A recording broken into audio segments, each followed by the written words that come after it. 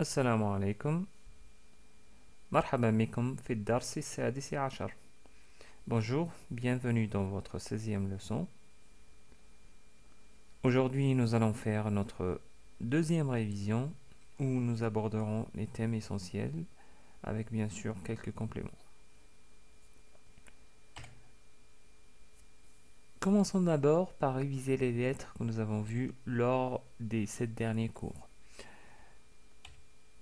D'abord, la lettre Ra. Nous avons vu la lettre Ra qui, comme nous l'avons dit, est comme si un R roulé, comme c'est prononcé en italien ou en espagnol. Donc c'est Ra, Ra. Un exemple d'utilisation de cette lettre est donné par le mot Romana, Romana. Ensuite, nous avons vu la lettre Zay, Zay, qui est facile à prononcer parce que c'est l'équivalent de la lettre Z en français, comme dans le mot Zaytounatun ou Zaytouna tout court. Zaytouna, qui veut dire une olive, bien sûr. Ensuite, nous avons vu la lettre Waw, Waw, qui pourrait éventuellement être utilisée comme une voyelle longue. Un exemple d'utilisation comme consonne est le mot Wisadatun, Wisada, Wisada, qui veut dire un coussin. Ensuite, nous avons vu la lettre Alif, Alif, comme dans le mot Asad, Asad, qui veut dire un lion. Ensuite, nous avons vu la lettre Jim, Jim, donc c'est pas exactement comme le G que nous connaissons en français, c'est un peu plus fort, donc c'est J, J, Jim, comme dans le mot Jabalon, Jabal, ou Jabalon, qui veut dire une montagne. La lettre que nous avons vue par la suite est la lettre Ha, Ha. Là, cette lettre est un peu plus difficile à prononcer, mais à force de vous exercer et revenir au cours où nous avons abordé cette lettre, vous allez arriver certainement à la prononcer. Un exemple de cette lettre est le mot Himar, Himar, qui veut dire un âne.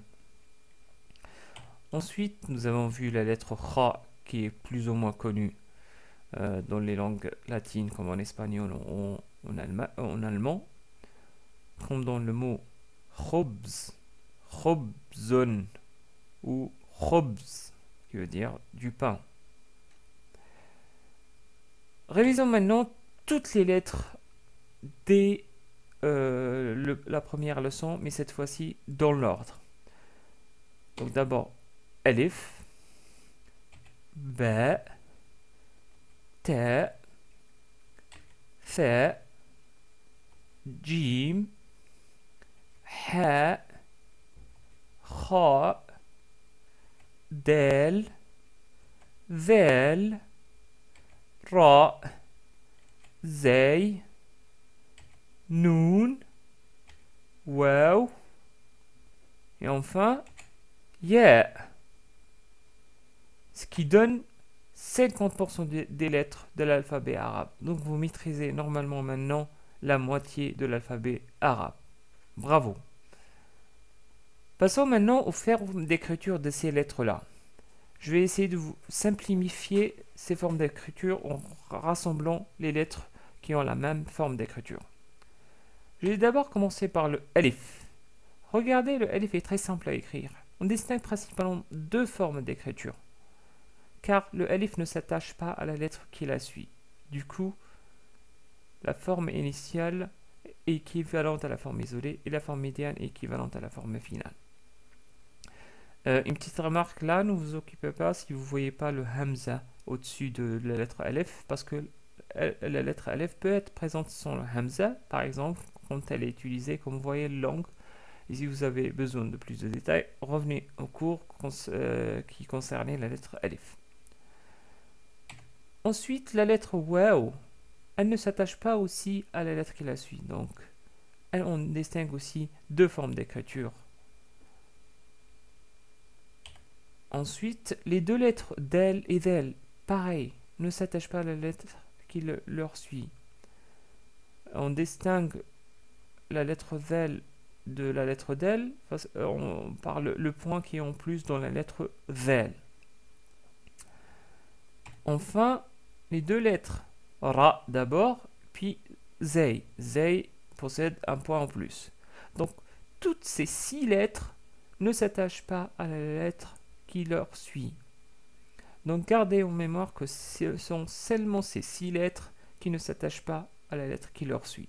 Toutes les autres lettres de l'alphabet arabe, y compris celles que nous n'avons pas encore vues, s'attachent à la lettre qui leur suit. Voyons maintenant les autres lettres de l'alphabet arabe. Nous avons vu la lettre Ba qui possède un point en dessus et la lettre Ta qui possède 2 points mais en dessus. Pardonnez-moi, la lettre Ba, 1 point en dessous. La lettre Ta, 2 points en dessus. Et la lettre Tha, 3 points en dessus. Et toutes les autres lettres s'attachent à la fois à la lettre qui leur précède et à la lettre qui leur suit. Ensuite, nous avons les 3 lettres Jim, qui possèdent un point en dessous, puis la lettre Ha, qui ne possède aucun point, et la lettre Kha, qui possède un point en dessus. Donc, remarquez aussi que le Jim, Ha et Kha s'attachent à la lettre qui leur suit et la lettre qui leur précède, comme le Ba, Ta et Tha. Ensuite, nous avons la lettre Nun, pareil, qui s'attache, comme on l'avait dit, mais la lettre Nun ressemble un petit peu à la lettre Ba, mais elle possède un point qui est en dessus de la lettre, alors que la lettre Ba, le point, il est en dessous. Enfin, la lettre Ya possède 2 points en dessous de la lettre. Donc voilà, ce sont tous les formes d'écriture des lettres que nous avons déjà vues. Essayez de les écrire dans un seul tableau. Exercez-vous à les réécrire, à les mémoriser. Je sais que ce n'est pas toujours évident, mais à force de vous entraîner, vous allez les apprendre et vous allez les distinguer l'un de l'autre. Avant de quitter ce chapitre concernant les formes d'écriture, je souhaiterais quand même faire une petite remarque. Certainement vous l'avez remarqué, mais je préfère le préciser pour vous éviter les erreurs. Je vais prendre les 4 lettres Ta, Alif et Jim et Ra pour construire le mot Tajir. Tajir. Donc j'applique les règles. Pour la lettre Ta, je l'écris au début, je la laisse ouverte pour l'attacher à la lettre qui la suit. Le Alif s'attache à la lettre qui lui précède, mais ne s'attache pas à la lettre qui le suit. Donc, du coup, il n'y a pas un trait après la lettre Alif. Ensuite, la lettre Jim s'attache à la lettre qui la précède et la lettre qui la suit. Et enfin, la lettre Ra, dans sa forme finale, qui s'attache à la lettre qui la précède. Essayons d'attacher le tout. D'abord, le Ta au début. On attache ensuite le Alif. On sera tenté après d'attacher la forme Jim qui est au milieu au Alif comme ça, puis le Ra. Mais cette écriture est un peu bizarre parce qu'on sait que le Alif ne s'attache pas à la lettre qui la suit, alors que le Jim s'attache à la lettre qui la précède. Donc on est un peu dans l'embarras. Mais sachez que cette écriture est fausse. Comment faire dans ce cas-là? Reprenons l'exercice. Donc, nous écrivons la lettre Ta dans sa forme au début. C'est correct. Comme le Alif aussi dans sa forme au milieu, mais qui ne s'attache pas à la lettre qui la suit. Par contre, le Jim, comme il ne s'attache pas au Alif, car le Alif ne s'attache pas à la lettre qui le suit, dans ce cas-là, on fait comme si nous allons commencer un nouveau mot. Du coup, on écrit le Jim dans sa forme initiale, comme ça. Ensuite, on écrit le Ra dans sa forme finale et on obtient l'écriture correcte du mot Tajir. tajir. Donc, toujours, la règle est que si on a une lettre qui ne s'attache pas à la lettre qui la suit, la prochaine lettre, c'est-à-dire la lettre suivante, s'écrit dans sa forme initiale. Prenons d'autres exemples. Le mot bakhiratun. Remarquez le kha, comment il est écrit dans sa forme initiale, alors qu'il est au milieu, parce que avant la lettre kha, il y a le alif. Pareil pour le ta marbuta. Elle ne s'attache pas à la lettre ra, car le ra ne s'attache pas à la lettre qui le suit. Donc ta marbuta ici est écrite dans sa forme finale, mais sans l'attacher au ra. Par contre, on voit que dans le mot yabaniya, qui veut dire une japonaise, la ta marbuta est attachée à la lettre ya qui lui précède. Ce n'est pas pour le cas pour la lettre nun. Nun ici n'est pas écrit exactement dans sa forme au milieu, car elle est précédée par le alif, du coup on l'écrit dans sa forme initiale. Un dernier mot, le mot boudour. Boudour. La lettre del fait partie des 6 lettres qui ne s'attachent pas à la lettre qui leur suit.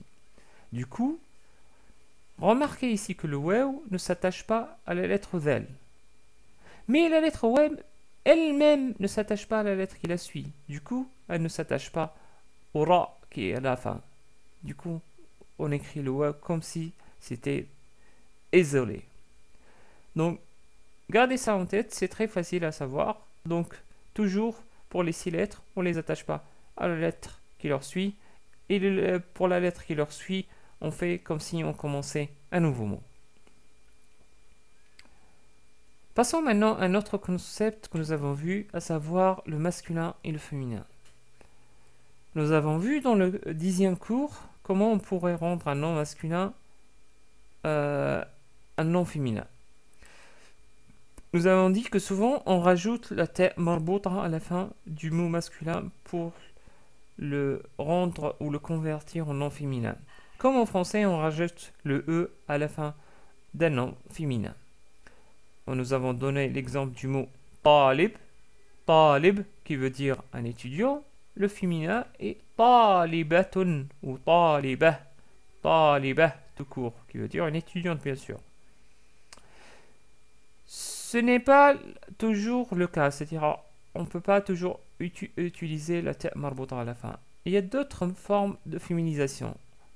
Par exemple, si on prend le mot ahmar, ahmar qui veut dire rouge, mais utilisé dans sa forme masculine, le féminin de ce mot-là est hamra. Hamra. Regardez comment le féminin du mot rouge devient quand il s'agit d'un adjectif féminin. Donc on fait comme si on a déplacé le alif qui est au début à la fin. On appelle ce alif plus hamza marqué ici en rouge alif mamdouda. Alif mamdouda. Un autre exemple comme celui-là est le mot aswad. Aswad. Si on voulait dire par exemple un âne noir, on dit himarun aswad.